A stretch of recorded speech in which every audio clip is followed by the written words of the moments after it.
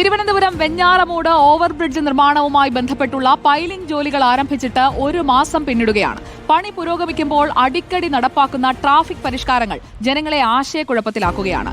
പരിഷ്കാരം ശരിയാവണ്ണം നടപ്പിലാകാത്തത് കാരണം റോഡിലെ അപകടങ്ങളും ഗതാഗത സ്തംഭനവുമൊക്കെ അവിടെ ഒരു നിത്യ കാഴ്ചയാണ്.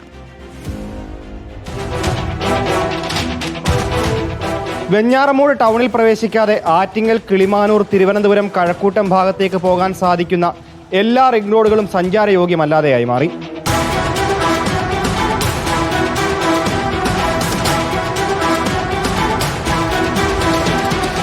തുലാവർഷം കൂടി ശക്തി പ്രാപിച്ചതോടെ റോഡിലെ കുഴികളിൽ വെള്ളം നിറഞ്ഞു.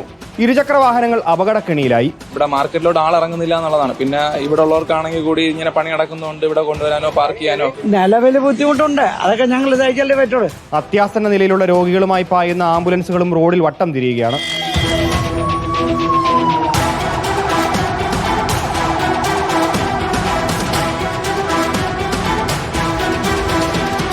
കുരുക്കഴിക്കാൻ നിർമ്മിക്കുന്ന മേൽപ്പാലത്തിന്റെ പണി അതിവേഗം പൂർത്തിയാക്കുകയോ സമാന്തര പാതകൾ തുറന്ന് യാത്രാ ദുരിതം അവസാനിപ്പിക്കണമെന്നുമാണ് ജനങ്ങൾക്ക് പറയാനുള്ളത്.